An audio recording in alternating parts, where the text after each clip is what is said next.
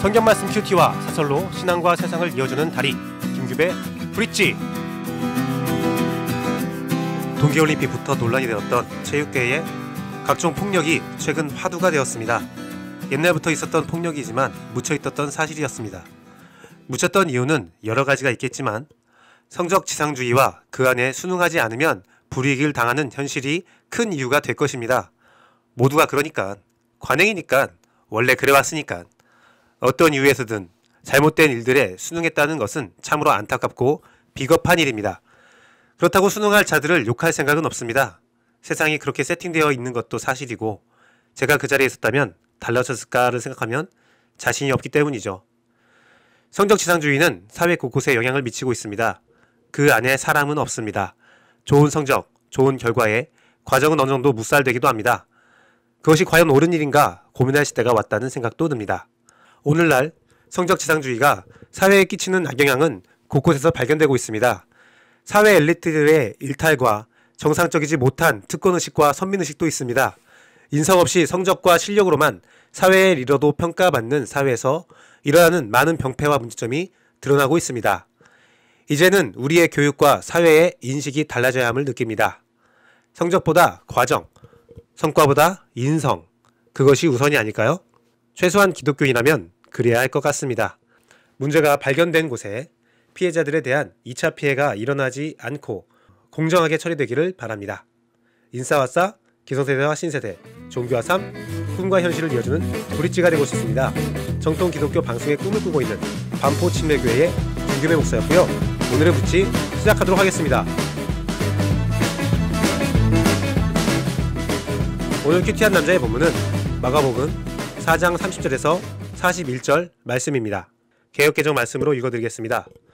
또 이르시되 우리가 하나님의 나라를 어떻게 비교하며 또 무슨 비유로 나타낼까? 겨자씨 하나가 같으니 땅에 심길 때에는 땅 위의 모든 씨보다 작은 것이로되 심긴 후에는 자라서 모든 풀보다 커지며 큰 가지를 내나니 공중의 새들이 그 그늘에 깃들일 만큼 되느니라. 예수께서 이러한 많은 비유로 그들이 알아들을 수 있는 대로 말씀을 가르치시되 비유가 아니면 말씀하지 아니하시고 다만 혼자 계실 때에 그 제자들에게 모든 것을 해석하시더라. 그날 저물 때에 제자들에게 이르시되 우리가 저편으로 건너가자 하시니 그들이 무리를 떠나 예수를 배에 계신 그대로 모시고 가매 다른 배들도 함께 하더니 큰 광풍이 일어나며 물결이 배에 부딪혀 들어와 배에 가득하게 되었더라. 예수께서는 고물에서 베개를 메고 주무시더니 제자들이 깨우며 이르되 선생님이여 우리가 죽게 된 것을 돌보지 아니하시나이까 하니 예수께서 깨어 바람을 꾸짖으심에 바다더러 이르시되 잠잠하라 고요하라 하시니 바람이 그치고 아주 잔잔하여 지더라. 이에 제자들에게 이르시되 어찌하여 이렇게 무서워하느냐 너희가 어찌 믿음이 없느냐 하시니 그들이 심히 두려워하여 서로 말하되 그가 누구이기에 바람과 바다도 순종하는가 하였더라. 아멘. 예수 그리스도를 경외하는 마음. 예수 그리스도는 하나님 나라에 대한 설교를 비유를 통해 전달하십니다. 그 이유에 대하여 본문 33절은 알아들을 수 있도록 가르쳤다고 하십니다. 그리고 34절에 보면 예수 그리스도는 제자들에게 모든 것을 해석해 주셨다고 기록되어 있습니다. 이단들은 예수 그리스도의 비유를 보면서 하나님 나라에 대하여 비유로 말씀하신 것은 감추기 위함이라고 말하는 경우가 있습니다. 자신들만 하나님의 나라의 비밀을 간직하고 있다고 말합니다. 하지만 그레고리 K 비일의 하나님의 비밀이라는 책을 보면 하나님께서 비밀을 선포하는 것은 알려주기 위함에 있다고 설명하고 있습니다. 하나님 나라의 비밀을 숨기고자 하는 것이 아닌 알리고자 함에 초점을 맞춰야 합니다. 하나님께서 비밀을 선포하는 것은 알려주시겠다는 것이니 우리는 어떻게 알려주시는가를 묵상하며 바른 해석을 가져야 합니다.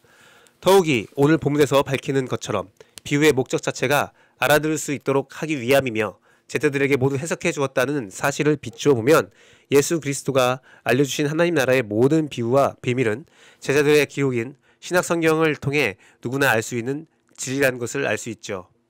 본문에는 풍랑을 만난 제자들의 모습도 나옵니다. 주무시던 예수 그리스도는 일어나 제자들의 두려움을 책망하며 믿음이 없다고 하십니다. 이 사건 이후 풍랑을 통해 죽음의 위기를 느끼며 두려워하는 자들의 두려움은 사라지지 않았습니다. 두려움의 대상이 자연 만물에서 예수 그리스도로 치환될 뿐입니다. 본문 41절에 제자들은 예수 그리스도의 정체에 대하여 심히 두려워하였다고 기록되어 있습니다. 그 이유는 성경의 바람과 바다를 꾸짖어 순종케 하는 존재는 출애굽 시절 홍해에서의 하나님만 가능한 사실이라고 알고 있었기 때문이죠. 제자들은 눈앞에 보이는 예수 그리스도의 존재를 알게 되었기에 심히 두려워할 수밖에 없었습니다. 당시 하나님의 얼굴을 보면 죽을 수밖에 없다는 것을 알고 있던 제자들의 공포는 이렇게 이어지게 됩니다. 간혹 풍랑에 대하여 제자들의 믿음을 확인하는 시험이었다 말하는 분도 있습니다. 하지만 하나님의 나라의 모든 비밀을 공유하며 알려주시는 예수 그리스도는 제자들을 시험하지 않으시고 그들의 믿음을 격려하고 위로하시는 분이십니다. 예수 그리스도는 바람과 바다를 꾸짖었지만 제자들에게는 이르셨습니다. 바람과 바다에게는 에피티마오라 하여 견책, 비난의 의미가 있고 제자들에게는 에포라고 하여 대답, 대화의 의미가 있습니다. 이는 제자들의 믿음에 대하여 책망이 아닌 그러지 말라고 격려하는 의미가 강한 것입니다. 즉 예수 그리스도와 제자의 관계는 예수 그리스도 입장에서는 늘 격려하고 알려주는 관계입니다. 모든 비밀을 공유하고 해석해주며 성장시켜주는 관계입니다. 하지만 제자들 입장에서는 예수 그리스도에 대하여 알면 할수록 두려워하게 됩니다. 자신이 따르는 자에 대한 실존에 다가갈수록 두려운 것은 당연한 것입니다. 참된 신앙은 경외함에서 시작합니다. 경외함에서 시작된 신앙이 감사와 평안으로 나아가는 겁니다. 오늘날 예수 그리스도에 대한 경외함이 약한 것은 사실입니다. 하나님, 나라의 비밀을 알고도 경외함이 없어 자기 마음대로 살아갑니다. 세상의 풍랑이는 무서워하나 그 풍랑을 잠재우시는 예수 그리스도를 경외하지 않습니다. 우리는 예수 그리스도와 함께 세상을 살아가며 풍랑을 두려워하지 말아야 합니다. 오히려 예수 그리스도를 두려워해야 합니다. 하나님 나라의 비밀을 안다면 자연스럽게 나오는 감정입니다.